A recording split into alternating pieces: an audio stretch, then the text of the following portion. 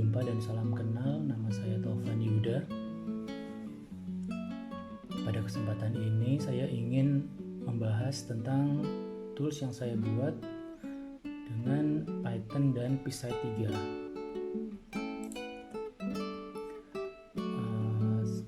Seperti yang kita tahu, Python digunakan untuk membuat script-script yang multifungsi ya. Dan P-Site 2 adalah binding official dari Qt untuk digunakan di Python untuk membuat graphical user interface.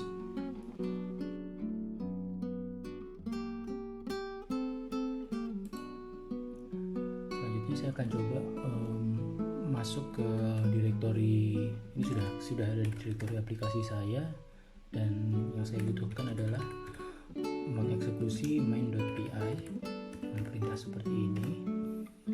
Aplikasinya seperti ini. Ada package path yang menunjukkan ke sebuah directory yang nanti akan kita connect, dan di dalam tabel ini nantinya akan muncul script-script yang kita buat untuk dijalankan di aplikasi ini. Kenapa begitu?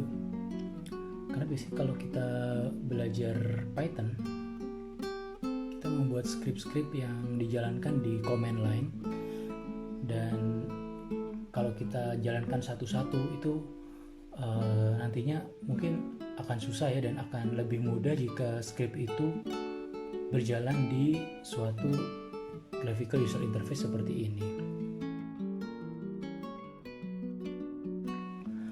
Baiklah, contohnya akan saya buat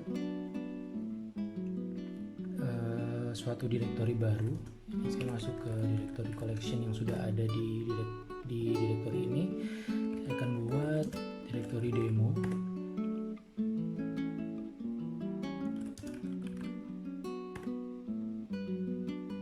Kita ada di directory demo sekarang. Oke, saya akan membuat program Hello World di sini. Pertama saya akan menggunakan Nano saja ya. Nano. Saya buka di tab baru.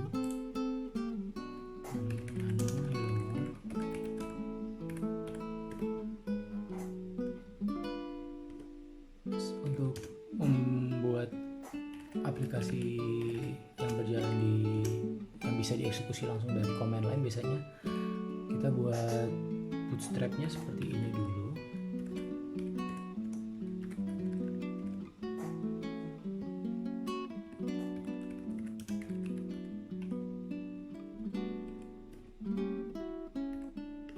Semoga tidak ada yang salah.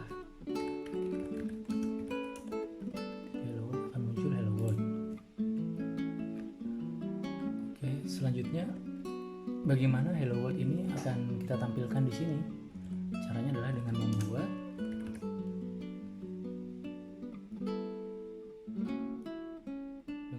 fungsi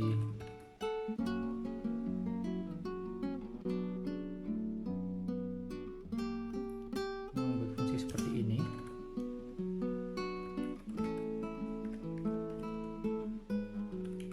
Fungsi run yang result, dan nilai dari result itu adalah sebuah dictionary yang akan nanti ditampilkan di tabel modul tadi.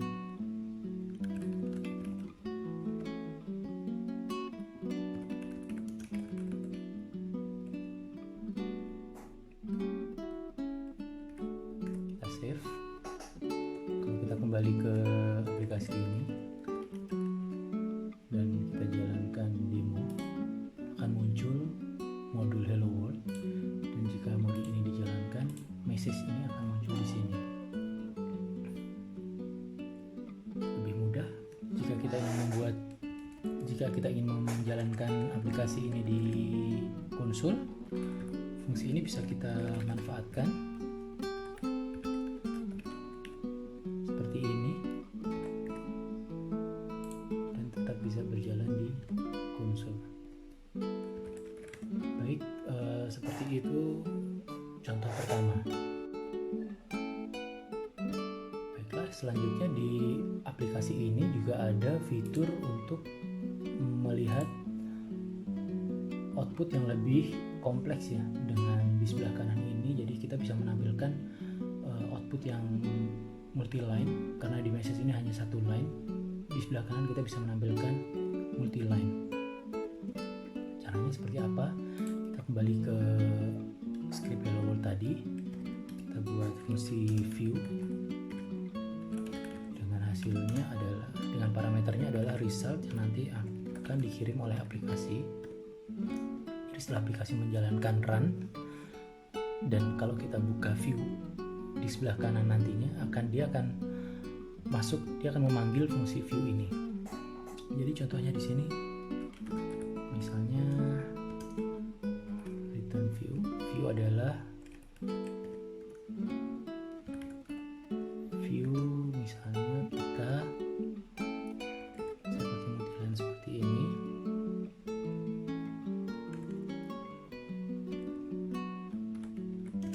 Usage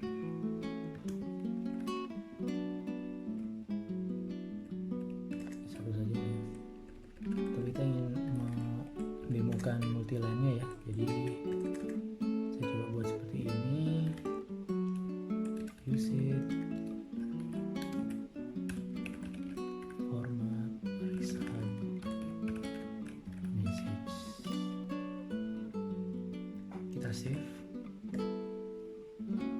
Dengan kita bisa harapkan bahwa nanti view-nya akan menghasilkan kata-kata usage, enter, dan message akan dimasukkan ke dalam tanda kurung ini. Kita coba ya, kita connect lagi untuk mereloadnya. View-nya akan menampilkan seperti ini. Jadi kita bisa membuat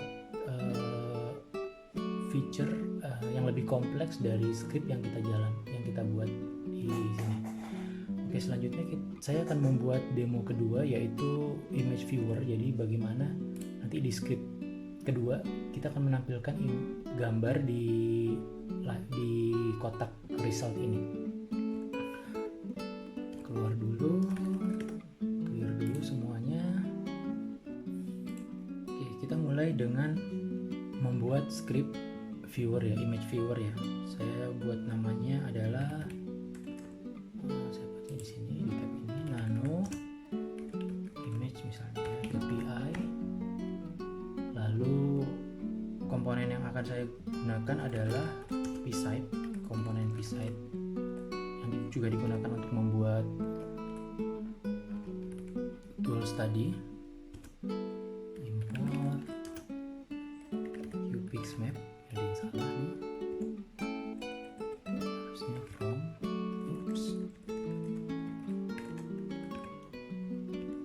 lalu from psite2.qt-widget, import qlabel. Kata di sini di psite2 kita bisa menggunakan qlabel untuk yang biasanya digunakan untuk menampilkan teks, bisa kita gunakan untuk menampilkan image juga.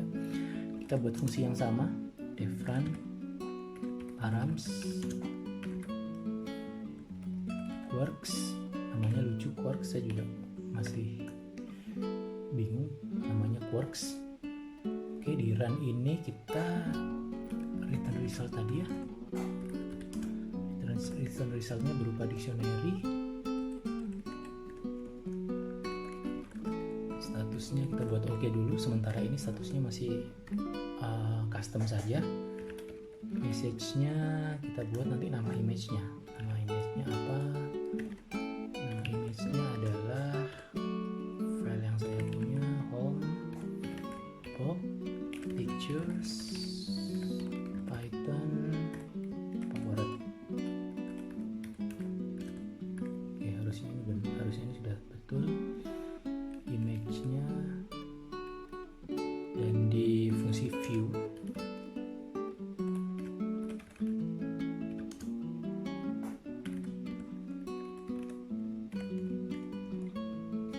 resultnya adalah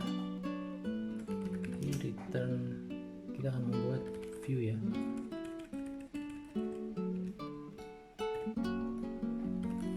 View-nya sendiri adalah komponen widget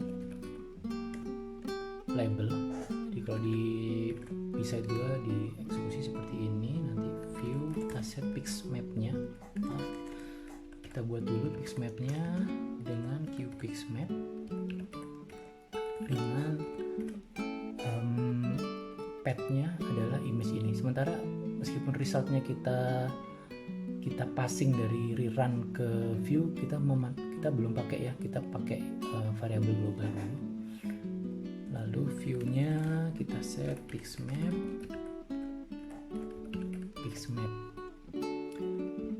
Nah, kita return view-nya. Oke. Sepertinya ini sudah betul. Nanti kalau kita jalankan dan kalau ada error, dia akan muncul di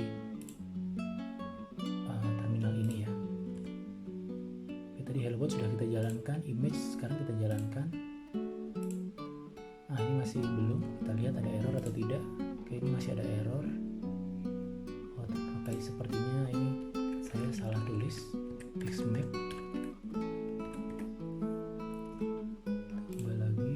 Kita coba lagi connect lagi. Kalau ada error kita jalankan lagi. Nah, gambarnya sudah muncul. Artinya apa? Artinya di result ini kita bisa menampilkan teks maupun berupa widget beside. Berarti kita bisa belajar script Python berupa tekstual ataupun graphical dengan mudah nantinya ya. Seperti itu contohnya. File demo sekarang kita punya Hello World PI dan Image PI. Ini buatan dari Pythonnya sendiri, Pchage.